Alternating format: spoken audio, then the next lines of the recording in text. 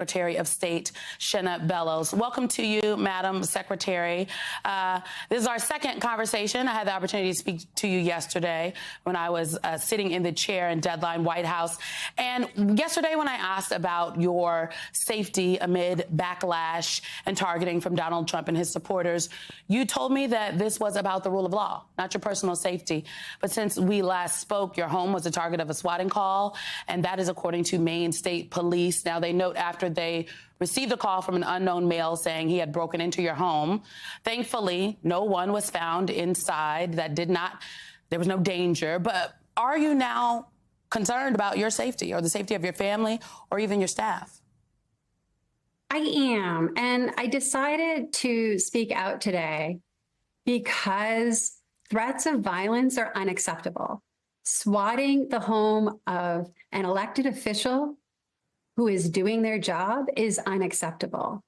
And what my staff, my team have experienced, what they experienced all day yesterday was a constant onslaught of threatening communications. And that has to stop. You know, here in Maine, we've always prided ourselves on agreeing to disagree on issues of importance without threats or violence. But unfortunately, we've seen an escalation of the rhetoric, and that needs to stop. Madam Secretary, then what steps are now being taken to ensure that these threats don't impact your ability to serve the people of Maine? And I will note for our viewers who may not be aware that the ex-president posted on his social media site a link to your address, your phone number of your offices. What is being done to mitigate any harm that could potentially come you all's way?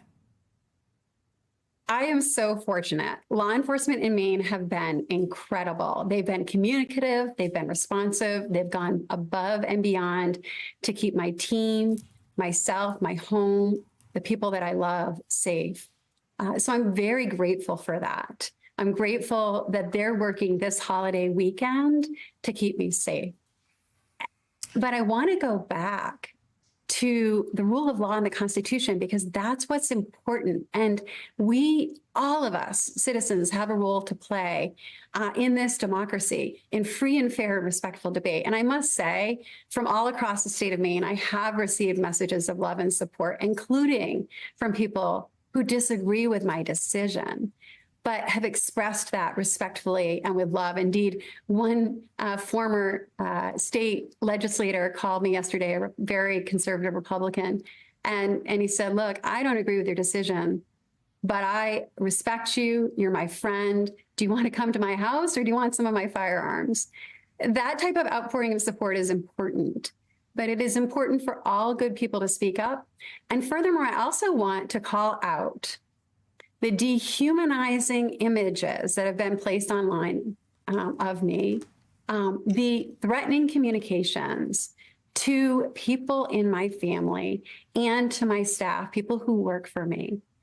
It is designed to instill fear and to provoke silence, to keep people from speaking out, to send a message. And that is absolutely wrong, and we cannot stand for it. Madam Secretary, I am struck by the call you received from a conservative state legislator, given and that, you know, the answer was not former state legislator. Pardon me, yes, former state legislator. And the answer was to offer you, you know, comfort and support and firearms, but and not necessarily call out some of the bad actors in, you know, that representative's own party, like the former president, who has targeted you, or even folks like Maine Republican State Representative John Andrews, who recently filed a motion to have you impeached. I want to play a clip for you from him right now. With this edict, Shenna Bellows has unilaterally disenfranchised 300,060 Maine voters with this partisan move. Our nation is a republic. Maine is made up of citizens and not subjects in the duchy of Shenna Bellows. What's your response to the impeachment motion and also the claim that this disenfranchises voters in your state? So first, let's just take this absurd motion. it's absurd. Particularly, you don't impeach someone for doing their job as directed by the Maine state legislature. And keep in mind, for viewers at home who may be new to the issue, Maine is unique in that the Maine legislature, under Title 21A, it's our election laws, has a specific procedure. So I qualified Trump for the ballot based on his petitions and his signatures. And then it was registered Maine voters who have the right to do that under Maine law. 5 of them, 2 former Republican state senators, Kimberly Rosen and Thomas Saviello, and the former Democratic state senator quoted on your show earlier, as well as 2 citizens. They brought that challenge, and under the legislature's directive to me, I must hold a hearing within 5 days, which I did. And then I'm required by the law to issue a decision on that hearing within 5 days of the conclusion of the hearing proceedings. That is my obligation under the law and under the oath I swore to uphold the Constitution. Now, and you mentioned this earlier, but it's really important. I, in my decision, suspended the effect of my decision for the appeals process to the court to be carried out, because that is the process and the rule of law under our state. So to impeach me for doing my job and following the law here in Maine is absurd. It's some of this inflammatory rhetoric, attack the person rather than debate the issue at hand, distract the public from the issue at hand rather than focusing on the rule of law and the Constitution.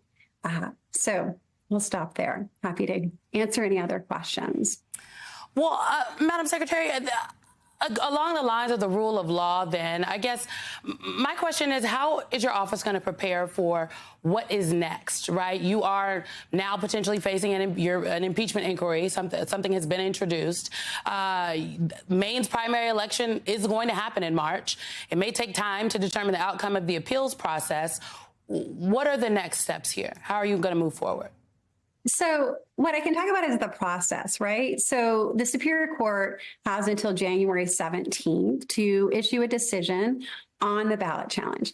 And these types of decisions about ballot access by the Secretary of State happen all of the time. For example, we barred Chris Christie from the ballot because of failure to secure enough signatures.